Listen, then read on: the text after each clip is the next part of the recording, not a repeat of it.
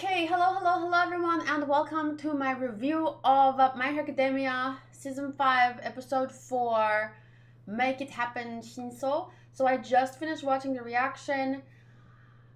If you want to see my reaction, you'll have to find out on Patreon because my reactions keep getting blocked on YouTube, and that has happened since I tried to react to Season 3 back in when I just started YouTube. And none of my videos, no matter how much I cut out, no matter how much I fade the screen, at one point I tried doing it without sound and just like a very faded screen, so it just didn't work.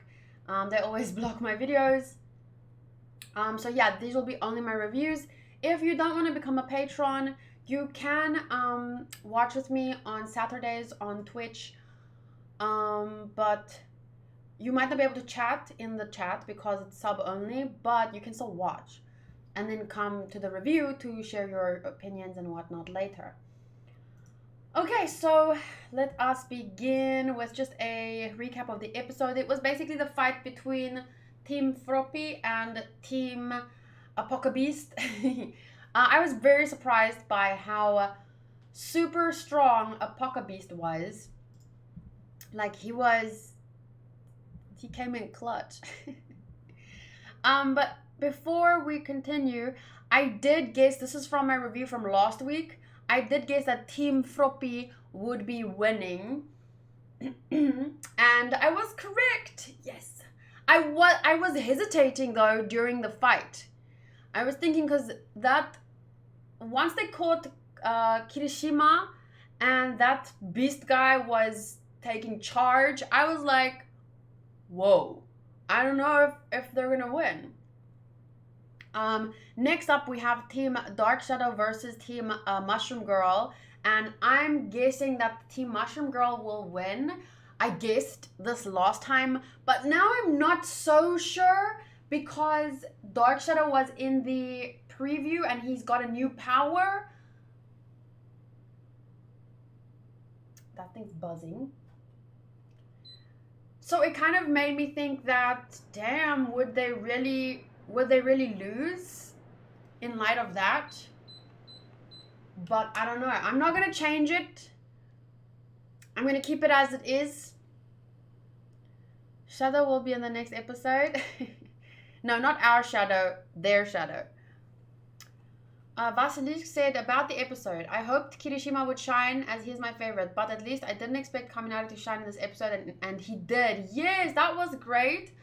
I was surprised by Kirishima being the first to get caught, but I liked how they made Denki, his name's Denki, right? They made him shine, but they kept his like derpy personality, like when Asui was the one to think of his pointer, and he's like, wow, good on you for noticing that, and she's like, no, actually it's more worrying that you didn't notice that. So stuff like that is still funny, and he's like a very, like, he's got a lot of growing to do, but in this episode we definitely saw how he does come up with his own plans, and really good ones too. And I was sad when because they caught him in the ball, and then they thought they had him, but the pointer was there and he could, but then that other guy noticed and it was sent flying. So yeah, but it was very exciting. I love episodes like these where it's one team versus the other, and then it's like you're surprised by every turn who's gonna whip out what power next. It feels like there's consistently twists that make sure it's not predictable. Even though, yes, I predicted it correctly, but I had a 50-50 chance of guessing right. So it didn't feel predictable in throughout the episode. It was very exciting in every moment. Probably looks like you without a shirt on, Sotos, just taller. Oh, the beast guy. Matty says, Apocabeast impressed me with how strong he is, but he isn't a team player. You think so? Why? They definitely don't seem to have a good dynamic compared to our class, Team A, Class A. But, our class, Team A, Class A has been through a lot of shit. So they've naturally grown a lot closer, which is good for teamwork. So I think that, yeah, their teamwork stood out more. But I didn't notice that the Apoca Beast was particularly not a team player. But Vasilishk says, I understand what he's saying. It's not that I disagree. I'm asking for, like, where was it? Because I obviously didn't notice. The issue isn't being a team player or not, but Shinso's quick being enough of a threat to break down their teamwork. Yeah, see, that's what I was more thinking like that. Our team's teamwork was so good, their team paled in comparison. So I didn't think that any particular character wasn't a team player. I just think that their teamwork broke down. But it's not because of their teamwork just being good because of what they've been through before, because Shinso is a new guy. And yet his quirk is perfect for breaking down, because you distrust your team. Not your team, but the voices. You don't know, because you don't know. So yeah, that's why their teamwork broke down in the end. But there might be something else. There might be something else that I'm missing. Because from the get-go, the guy on his back gave him a command, and he listened and replied, and that's when it started. It put into his head that I was tricked once by this voice contraption, and then from there on, I think he didn't want to listen. He was so scared. Yeah, he lost trust in their advice or their voices, because he was the first one to be tricked, and that resulted in his teammate getting caught. So I think it would be more. I would say Apoca Beast took initiatives more than saying he is not part of a team personally. Yeah, he would be a good leader, honestly, I think. But in our team, there wasn't like a leader. But although if I had to choose one, it would probably be Asui, but they were more on equal ground. But it's not that the other team wasn't. I don't know. Let's see. So yeah, the whole episode was the fight, and that was very exciting. Like, I didn't one time think the pacing wasn't good or anything like that. This girl has a very interesting personality. this Vine girl, very like religious terminology, and but kind of like how do you say? It's like religious terminology, but she has this dark side. I don't know how to explain it, but she's got a very interesting personality. And I found it very funny that this guy, which was caught by Tsuyu's tongue, he was embarrassed because, her tongue was literally wrapped around his entire body. Asui or Tsuyu, without even trying, she's such an itchy character with the slimy body mucus and her tongue wrapped around his body. Like, it's not the show making it itchy. Remember in the last episode, she was sitting like a frog, then it's just like butt in my face. Remember? So it's not like the author was trying to make her character itchy. It's just that in our mentalities, watching anime and the frog-like powers with slimy, nuru, pero, that position, everything, like, you can't help but, because she's not a real child, she's just a fictional character, you can't help but like, think of it in an itchy way, at least for me. I couldn't help it. Froppy's quick thinking is why I like her, and the itchy stuff. He has a good estimation of his own power, and that's why he took initiatives. That's from it's about Beast, Apoca Beast. Soto says Froppy has a nice ass. The episode was kind of cutting back and forth between now and earlier a lot, but that was just in the beginning, wasn't it?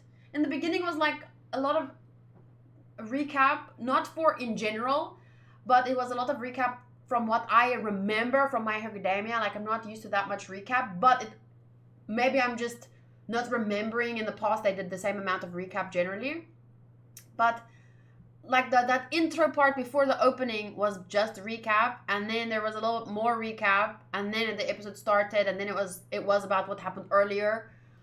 But I liked the back and forth later about this is the plan being carried out. This was them setting up the plan, because that made it exciting for me. I didn't read these middle things like I usually do. Let me read it now.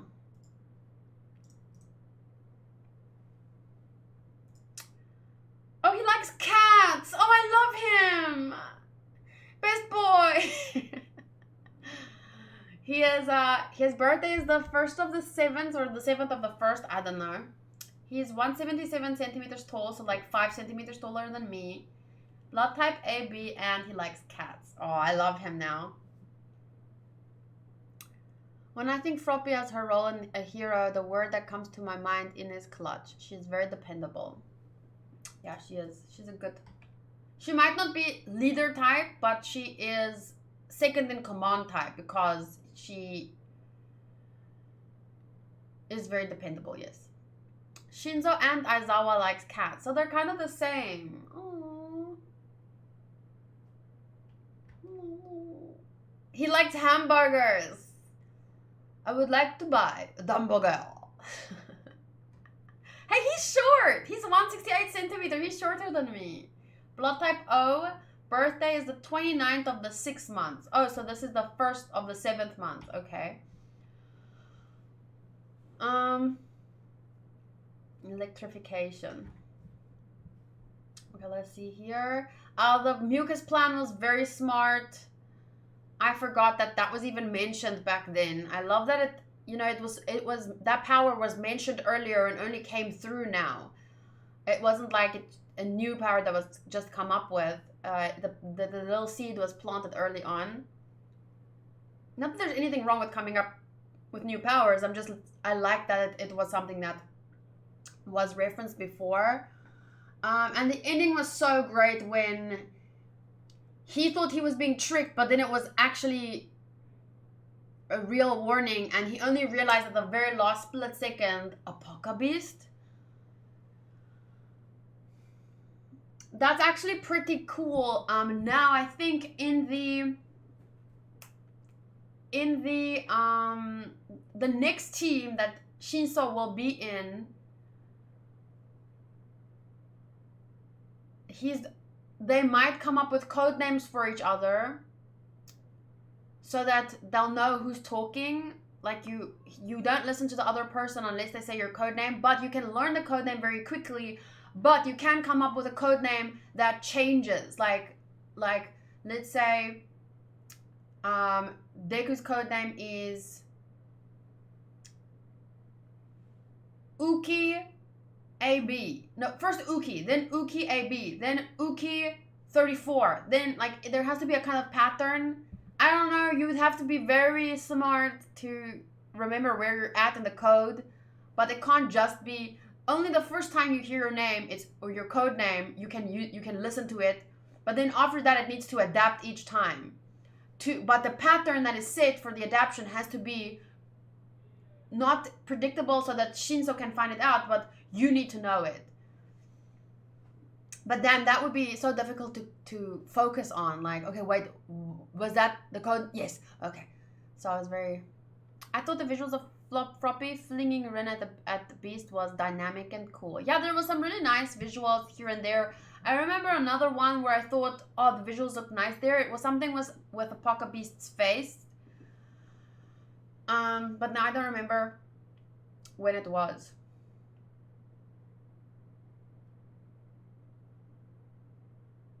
I kind of like this little ending with Deku talking about Shinso and how he's grown and stuff, and to see him in the past. Oh, he's a good boy. I don't want him to be bad. But it would be so ironic if the brainwasher got brainwashed. So I'm expecting that at the moment. And I'm not talking about brainwashed with a power. And I think I've mentioned this last time. I'm not talking about another person with a brainwash power brainwashing him. I'm talking about, you know, you can brainwash people with manipulation and propaganda and shit. So and especially because I've also mentioned this before, we've seen in Deku's flashbacks that all for one Yes, all for one. Yes. His whole thing was about taking powers from people who don't want them and giving them to people that want powers, right? But that sounds so nice, but his intentions were very bad. So because of Shinso hating his power but wanting to be a hero, maybe that's why he fell for. I'm predicting that he's going to fall for All for One's trap, because he hates his power, and All for One said, "I'll give you a new better power that you can be a hero with."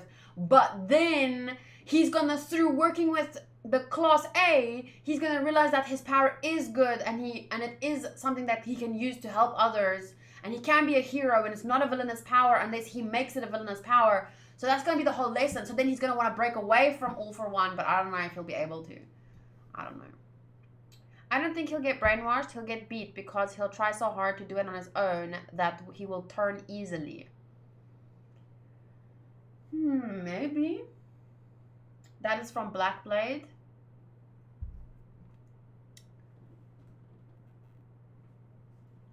Froppy kicking that one guy looked nice too. Yeah. That when she zoomed in, she went, "Get up." I don't know. I don't remember that guy. I don't really care about that guy.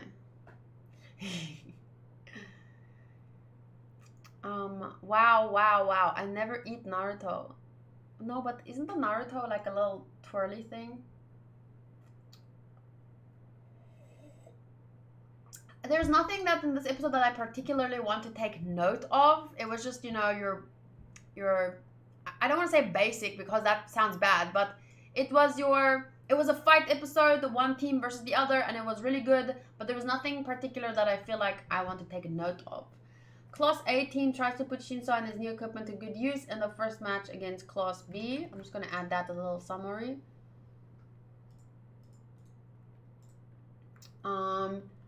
Team Froppy wins. Score. Let's quickly do a score. What would you guys have scored the episode? That's a good way to put it, Matty. My Hero Academia does basic really well. Like, how long how do you say it? I want to say this in a nice way because it makes sense to me.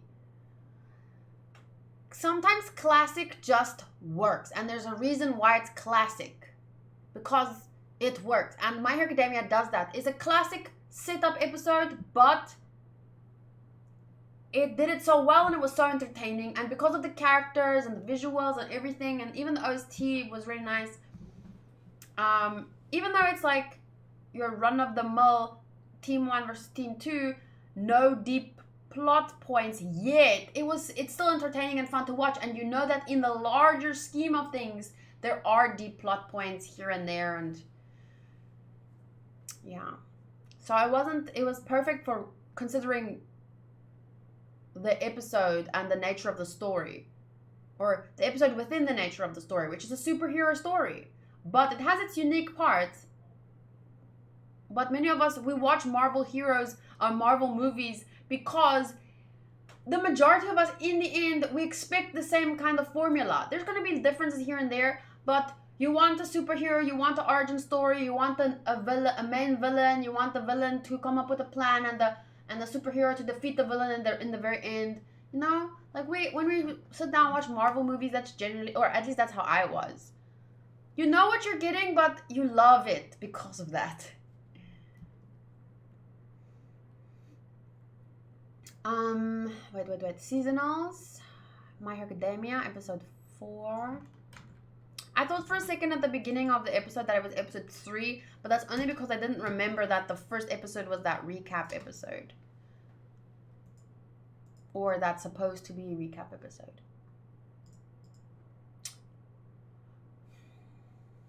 Okay, so considering what it was, like I said, 8.5, it was a very good, on the way to great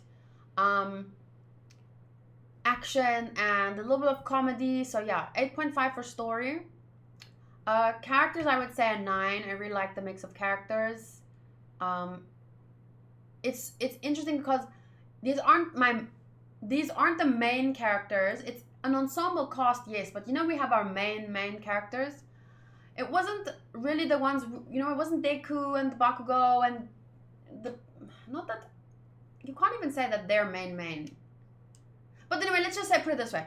The characters were not even some of my favorite characters, but it was still very good to great because the interactions between the characters, how well they fought together despite, you know, the challenges that they faced throughout the fight, and even those that they fought against, like not our team Class A, even they were interesting. So it's just, I just love the mix of characters, and you know, Denki had his chance to shine. There was lots of focus on Froppy. Shinso, I'm immediately, his character, I'm already loving his character, and he's becoming one of my favorites quite easily. And yeah, other characters stood out, like the Vine Girl and the Beast guy. The Air guy, I mean, he was caught, and the Scales guy, I mean, meh, but I'm gonna give it a 9. The visuals, I would say 8. They were very good. There were some almost great moments, but for me it was very consistent. Very good for the most part. And that is an 8 out of 10. Here's my scores key if you don't know. 8 is very good, 8 is very good, 9 is great, and 10 is perfect in my opinion. 10s are very biased, of course. Audio, I would say 8 for the audio, and the enjoyment, I would say 8.5, which gives an overall score of 8.4. I think Matty said he gives it a 9.1 because we saw lots of Froppy. Cherry gives it an 8.8 out of 10. It was very entertaining, and I love the little unexpected moments, like when Denki got caught and we first thought he was going to attack everyone, but then the Vine Girl put up a wall, Denki attacked the Beast only, and at the end, surprise attack from Shinso. It kept me interested throughout. Like it kept throwing in, oh you thought, bam bam bam, like little twists. I like that. Sotos also gives it an 8 out of 10, and Raf says, the most interesting thing about Scaldu to me is that he's an exchange student. I didn't even know that. When did we find that out? I'm sure we did, but I don't know. You know, when we are at this arena, a lot of stuff is going to get smashed, crashed into and thrown about. Yeah, I was quite surprised how they were really going at it, bashing each other over the head, and the one person into the other person, even though she did say gomen, what did she say? Gomenne. I don't know what she said, but she said ne at the end, and that was really cute. What else? I would like to screenshot or choose a favorite moment. But really my favorite part of the episode was just Shinso and Denki. Oh, but Froppy was so good too.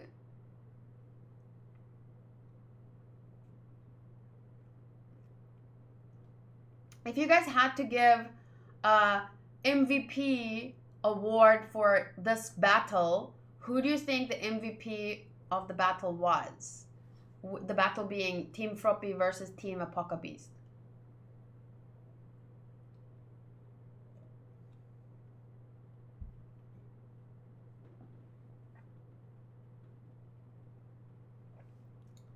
Matty says Vine or Froppy. Well, I would say most 9 out of 10 times MVP award would go to someone in the winning team, unless someone in the losing team did something really like unpredictable and amazing. But for me, the MVP would probably be Froppy, slightly above Shinso. What are you guys talking about? Exchange student, someone teaching someone bad Japanese. Are you guys manga readers? Because I don't know where you know about these things. Because if you guys are, at least make it clear this is manga info or this is trivia from the manga. Because not everyone wants to necessarily, like, I'm going to read the manga at some point.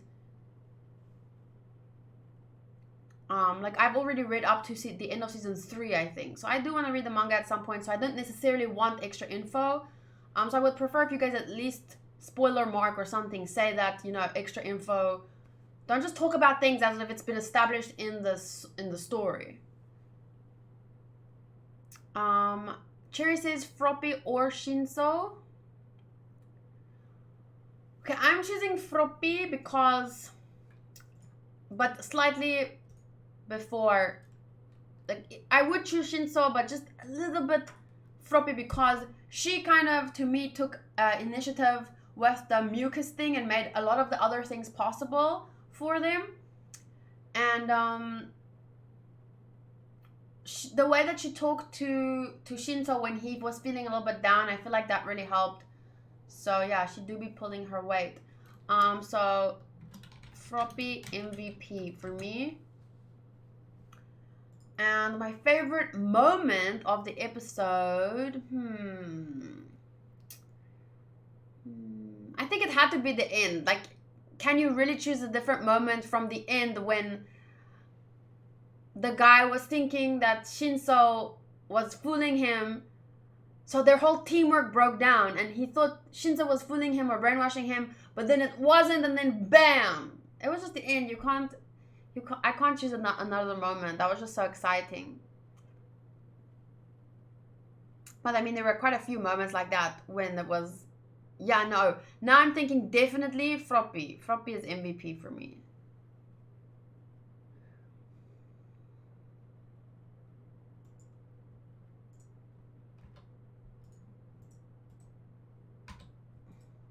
I was wondering how he was going to get out of this.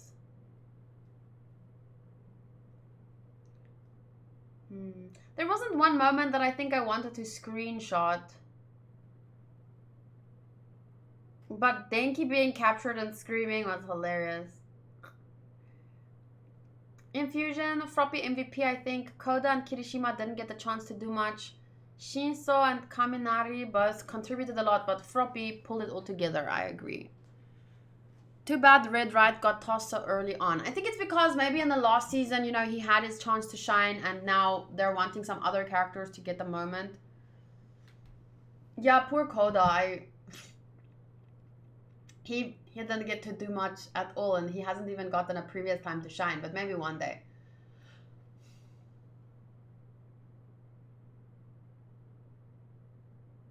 Let me just see the end there again. She said, I need to be strong enough to become a pro hero on my own. And then they got the points. And he's angry. I'm glad. Plus Shinso team. Aw, look at his face. So cute. And she's crying. Aw, shame.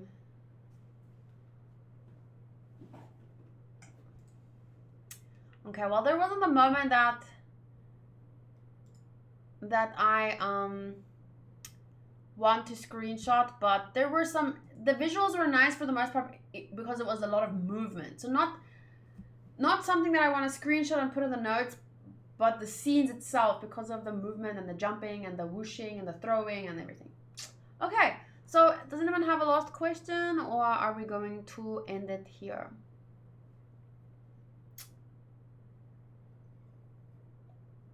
If you're watching this back on YouTube later, feel free to comment your questions and own answers to the questions. And I'll get to them if I can. Check Kaminari's face when he's looking at Vine Girl in prison. I think I saw that. But since you're pointing it out, maybe they missed a little something. Oh, wait, where is it? Is it before this, after this? Oh, there. Yeah, he looked kind of like... Yeah, I saw that. He looks like, oh my god, what is going on? I agree with you on the Kirishima thing, as I say on this message. Are you copy and pasting that? Didn't I read that one? As I say on this message. Which one? 8.8 for me. As Infusion, I said I really like the B class also, and I think that the class has some really interesting characters. I like the focus on the characters that we didn't see as much of previous seasons, and that is probably the reason Kirishima got caught in the first because we saw a lot of him in season 4. Ah, yes, okay. I didn't understand your first sentence, sorry.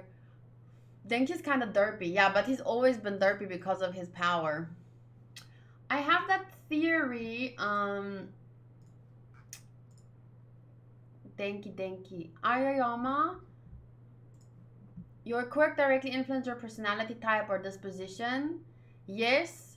Not that I can see. It's possible. M for maybe. So Ayayama, yes. Mina, not that I can see. Tsuyu, yes. Ida, maybe because of his hand gestures and stuff, like maybe it influences.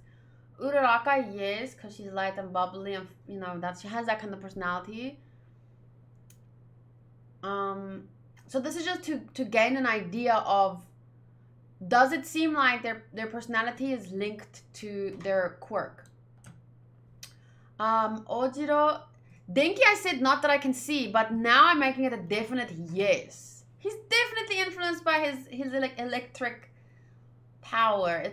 He's totally, no, yes. I'm changing that to yes. Kirishima, yes. Koji, yes. Sato, Shoji, Jiro, all not that I can see, except Jiro maybe. But I don't think it's so much her power as it is her parents. But her parents could be. So actually, I'm going to change Jiro to a yes as well. Sero, no. Tokoyami, yes. Todoroki, no, I don't think it's really him. I think it's his personality is mostly shaped by his environment that he grew up in, not his quirk.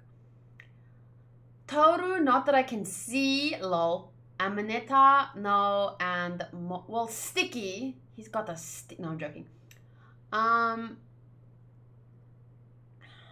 No. Momo, no. Bakugo, yes. 7, yes. 3, maybe. Not that I can see. 9, but that's changed now. How many did I change? 1, 2, 3, 4, 5, 6, 7, 8. So there's 8 for yes. Oh, 9 for yes. Maybe is well, let's do 1, 2 maybes, and 1, 2, 3, 4. Wait, 1, 2, 3, 4, 5, 6, 7. Not that I can see. Bakugo is literally a human explosion. I know. Tokoyami definitely being Goss. Really? Tokoyami? Oh, I said yes as well. So it's 9 yeses, 2 maybes, and 7 not that I can see. But it's kind of like, the whole theory about nature versus nurture. The answer is probably a little bit of both. So it's not like definitely everything about you is shaped by your nature. Definitely everything about you is shaped by your nurture. Like, you don't get an answer like that. But it can lean towards one side depending on the situation. But usually it's a mixture of both. But it's never gonna it's never gonna be a 50-50 thing. So here I think that your quirk definitely has an influence on your personality, but it depends on to the extent, and that depends on a lot. But I think for a lot of characters, their personality it's just natural for it to be linked to their quirk. But I'm not just talking about because of, let's say, Jiro, for example. Her quirk is linked to music, so she will be a person that's more interested in music. But that might be because of her parents, but that's because of their quirks. So that's like how your quirk will put you in certain places more, or certain situations where you're going to be around a lot of music, and that leads to you loving music and being very passionate about music. But in Bakugo's case, I think it's like physical, because his body literally secretes sweat that explodes. You don't think that maybe in this world there can be super hormones? Like how your brain sends out hormones that can make you feel happy or sleepy or whatever. I think Bakugo's personality is as loud and explosive and abrasive as it is because it's linked to his physical composition. Somehow, maybe. And it's not because... Okay, let's put it this way. It's not just because I'm trying to defend him, because yes, as I explained in my reaction to episode 1, one of the few characters that I am biased for is Bakugo. That doesn't mean he can do anything and I'll just be like, shut up bitch, he's the best. I'm not crazy. But I will go to lengths to defend him because I do really love his character and I am biased for him. But in this case, I don't think personally that I'm defending him just because I'm biased for him. I also think that this is a valid theory with that, you know, it's something worth considering. And even in this world, it would be a very good thing to consider or a theory to explore, because let's say you have someone like Bakugo that has this, or not just Bakugo, a person who excretes certain kinds of hormones or things that's linked to their power that could end up influencing their personality negatively.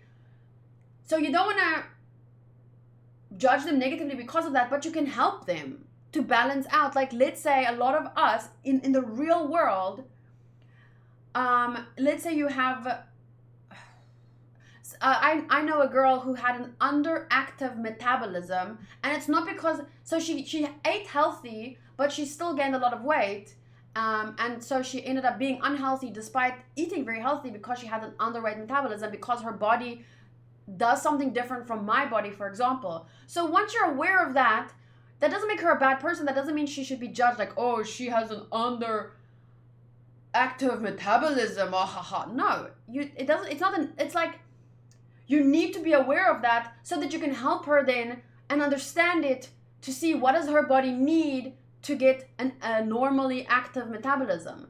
It's the same thing for me, like the ADHD thing. And I don't understand ADHD. I'm just trying to give you a better understanding. Like, if you have ADHD, we read this book the other day where the writer himself had, I don't know if he had ADHD, but he was talking to a kid with ADHD. And just being aware of the label is a good thing, and then someone in the chat talked about how a lot of people don't want that label because it's negative for them, but there's nothing about the label itself that's ADHD. Like, I mean, there's nothing about the label itself. It's not inherently negative.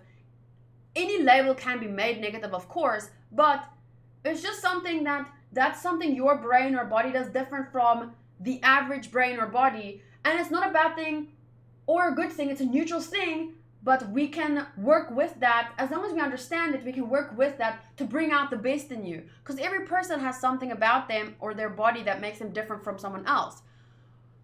For example, some people are naturally more flexible than others. So a more flexible person is more likely to become a gymnast than me. But they can't become the gymnast or even think about becoming a gymnast if they don't realize that, okay, my body is more flexible. I'm aware of that now. So now I can live my life. Like, your life is lived according to yours, because you have strengths and you have weaknesses. But if you're not willing to admit your strengths and weaknesses, but in actual fact, nothing is a real strength or a weakness, because you can have I can have the same talent as you, and I can use it for good and you can use it for bad. So the talent or the difference in and of itself is not bad or good, it's neutral. And then as long as we're aware of it, we can use it in a different way. The label isn't inherently negative. It's society that makes certain labels bad or good. But that's the thing. If you don't listen to society, then the label can't hurt you. At least not. Like, if a label gets you put in prison, then yes, the label can hurt you. But that label isn't meant to hurt you. It's just so that your parents can understand, okay, my child needs to learn differently from another child so that they can help you. So that's why the label inherently isn't, to me, harmful in that case. But anyway, I just really like the theory, and I don't know if the author did it intentionally or not, but I like musing about it. Okay, that's it then. 39 minutes of chatting about, oh, the score. My score ended up being an 8.4, so I'm adding that to my notes. Didn't have a lot of notes. Did have a lot of discussion on previous notes, but it's not about today's episode.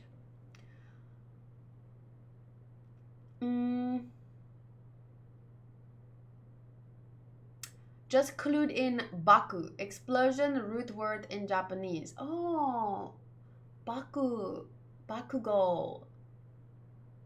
Bakuretsu, bakuretsu, bakuretsu, la la. Yeah, I think Midoriya is green, or Midori is green. It's, yeah, Midori, yes. Okay, thank you guys. I will see you next time. Bye.